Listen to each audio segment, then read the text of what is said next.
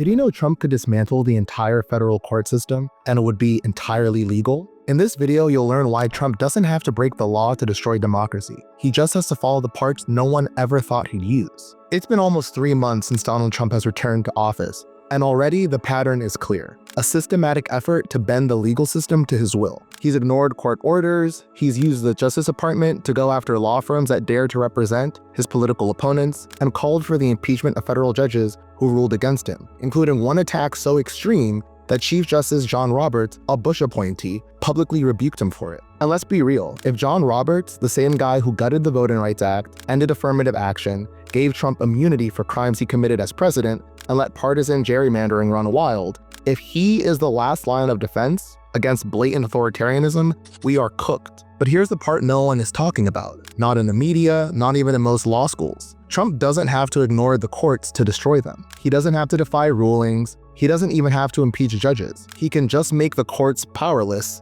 legally.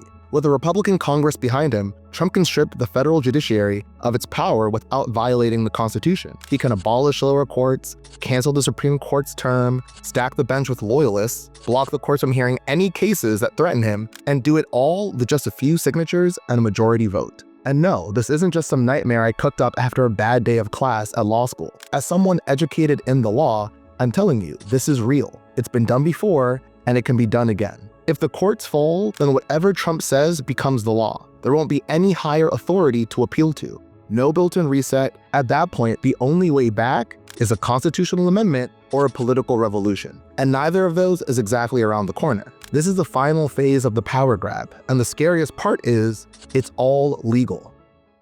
Most people don't realize this, but according to the Constitution, there's only one federal court that legally has to exist, the Supreme Court. That's it. Every other federal court, the trial courts, the appellate courts, exist because Congress decided to create them, and Congress can eliminate them just as easily. All it takes is a regular law passed by a majority in the House, a majority in the Senate, and signed by the president. That means if they wanted to, Trump and his allies in Congress could legally abolish every lower federal court in the country, both the district courts where the trials happen and the appellate courts where cases are appealed, and reconstitute them however they want. And here's where it gets really dangerous. Those new courts packed with Trump appointees would be just as legitimate as the ones we had now. Under federal law, those judges would receive lifetime tenure, just like the ones they replaced. So instead of going through the headache of impeaching a judge, which requires a majority in the House and 2/3 of the Senate, nearly impossible in today's polarized politics, Trump can just get rid of the courts entirely. It's a roundabout way of achieving the same outcome, a federal judiciary that works exclusively for Trump. Now you might be thinking, wouldn't the Supreme Court stop him? Maybe. As the only court the Constitution actually requires, they're supposed to serve as a check on these kinds of power grabs. In theory, at least. Trump already appointed 1/3 of the justices on the bench. He created a conservative supermajority that has time and time again found creative ways to twist the law in his favor. But sure, let's assume that for the sake of argument, that this time they choose principle over politics. Let's imagine a world where the Supreme Court actually decides to stand up to Trump and defend American democracy. Wild concept, I know. But even if they did, Trump still has other tools, completely legal ones, that he can use to sideline the Supreme Court itself. And once you understand how they work, you'll realize just how easy it would be for Trump to make the Supreme Court irrelevant without ignoring their decisions. Here's something most Americans don't know. Congress gets to decide what kinds of cases the federal courts are allowed to hear. It's called jurisdiction, and without it, courts are powerless. If Congress says the courts aren't allowed to hear a certain kind of case, then that case is dead on arrival. This is not some obscure legal theory. It's right there in Article 3 of the Constitution. It says the Supreme Court has appellate jurisdiction, quote, with such exceptions and under such regulations as Congress shall make. That's not just about procedure, that's raw power. That means if they wanted to, Congress could pass a law tomorrow saying federal courts can't hear cases about presidential immunity, or no court can review the legality of federal elections, or executive orders can't be challenged in court.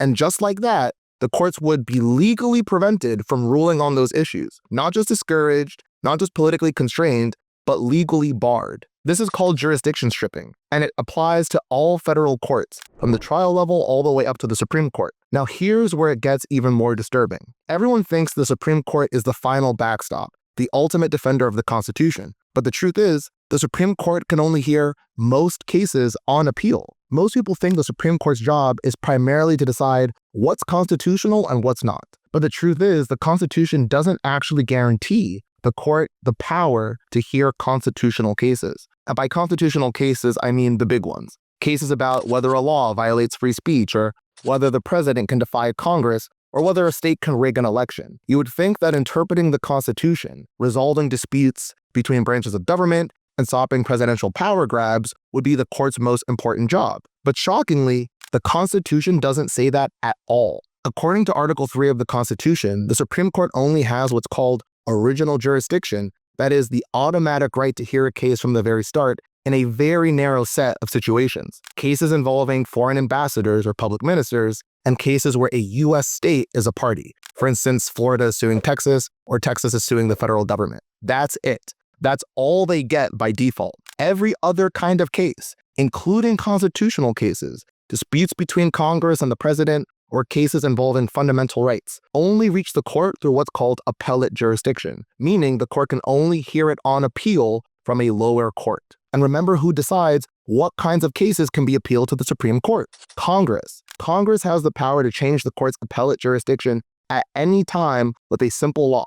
They can repeal the laws that currently allow certain kinds of cases to be appealed. They can carve out whole categories of issues and say, you know what? The court doesn't get to hear that anymore. So even if the Supreme Court wants to stop Trump, Congress can make sure they never even get the chance to. Now, stripping the courts of power takes time. You've got to pass laws, line up the votes, deal with the headlines. But here's the problem for Trump. A lot of the legal challenges to his agenda are already working their way through the system. And some of the biggest ones are likely headed to the Supreme Court soon. That's why he doesn't have to wait to strip their jurisdiction or pack the court. He has a faster option: cancel the Supreme Court's term entirely. Normally, the court hears cases from October through late June, and historically it saves its most controversial, high-stakes decisions for the end of the term, in early summer. But Trump could move quickly before the term is over and get Congress to pass a simple law canceling or postponing the rest of the court session, effectively blocking the court from ruling on any major challenges before his power grab is complete. That's not theoretical. It's happened before. In 1802, Thomas Jefferson canceled an entire term of the Supreme Court, not because of any scheduling issues, but because he did not want them ruling on the legality of his own actions as president. At the time, the federal courts were still new, and Jefferson, like Trump, didn't believe that judges should have the power to overrule political leaders. The case at the center of the conflict was Marbury versus Madison, which would go on to become the most important decision in Supreme Court history. It was that case, decided in 1803, that first established the principle of judicial review, the idea that courts have final say on what the Constitution means and whether laws and actions are constitutional. And that principle, the bedrock of American law, has somehow stood for 222 years. Until now. Trump doesn't even have to overturn Marbury. He could just do what Jefferson did: stop the court from meeting. Except unlike Jefferson, Trump wouldn't bring them back. He could cancel the court's term indefinitely. And there's no law, not even the Constitution, that says he can't do that with Congress's approval. If none of that works, if the court somehow survived being stripped, stalled, or sidelined, Trump still has one more move left: court packing, the nuclear option. The idea is simple: if the court won't rule your way, just flood it with new justices who will. The only time this has ever been seriously considered was during the Great Depression, when FDR, frustrated that a deeply conservative Supreme Court was striking down his New Deal programs, threatened to add 6 new justices to dilute their power. And if anyone ever had a mandate to do it, it was FDR. He won 4 presidential elections. In 1936, he carried every single state but 2. He was the most popular and powerful president in modern American history, but even he couldn't get away with it. The political backlash was instant and fierce, not just from Republicans, but from his own party. Allies who had supported everything else suddenly backed off. The message was clear: court packing might be legal, but it was too much. Too direct a violation of the norms around judicial independence and the separation of powers. And that's held ever since. Every president since FDR, no matter how frustrated they've been with the court, has accepted it as a red line, until Trump. Because here's the truth: what stopped FDR wasn't the law. It was norms, political culture, restraint, shame. Trump doesn't have any of those. And now in his second term, he's more brazen than ever, with fewer people around him to say no, and even less interest in pretending he cares about the system he's supposed to uphold.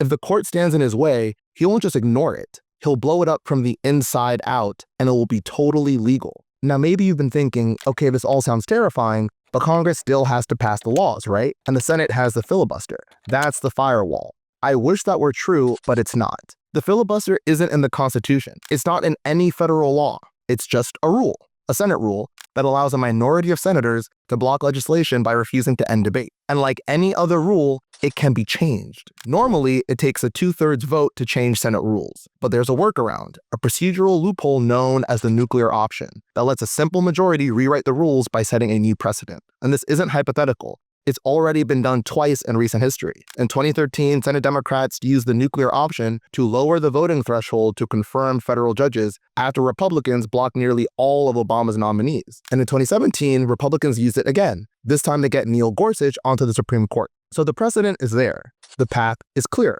If Trump and Senate Republicans wanted to abolish lower courts, or strip the Supreme Court's power, or pack the bench with loyalists, all they need is a simple majority willing to nuke the filibuster and pass the law. If Trump takes over the law, he takes over everything. It's not just about corrupting outcomes. It's about corrupting the framework that defines what outcomes are even possible. Our entire political system runs on law. Law decides what a president can do. Law decides who can vote, how elections work, which rights are protected, and which abuses are punished. Everything in this country, from democracy to dissent to daily life, is mediated through the legal system, and the courts are the ones who interpret what the law means. So if Trump and his allies succeed in bending the courts to their will, they won't just win power. They'll control the very system that decides what power is and what it can do. This is the crucial point everyone needs to understand. Once you control the law and a system built on law, you've taken it all. There is no check, no safeguard, no institutional guardrail that can stop you at that point. By then, it doesn't matter what future elections say, because the law itself, the thing that makes elections matter, will already belong to Trump. The only thing stopping this from happening, the only thing standing between us and a complete collapse of the courts is, wait for it, the self-restraint of Donald Trump and his political allies. That's it. Our entire democracy is now banking on the mercy and restraint of the most lawless, shameless, and institution-destroying administration in American history, a president and a movement that have shown nothing but contempt for the Constitution, for democratic norms, and the rule of law itself. The only thing we have right now is the hope that the people who have spent years tearing the system down will suddenly decide to stop. What Trump has revealed, more than anything, is just how fragile our political system really is. We've spent generations telling ourselves that American democracy would survive anything, that our liberty was protected by some invisible force, the Constitution, the founders, or the so-called rule of law,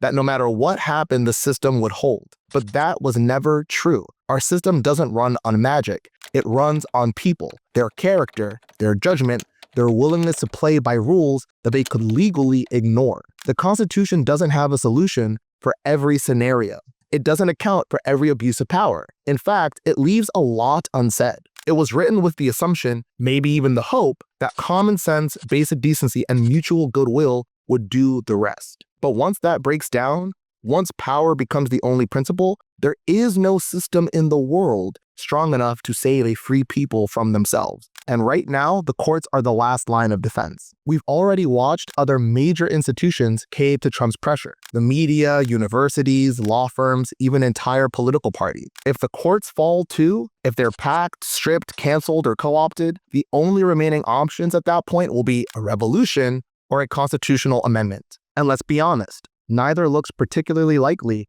anytime soon.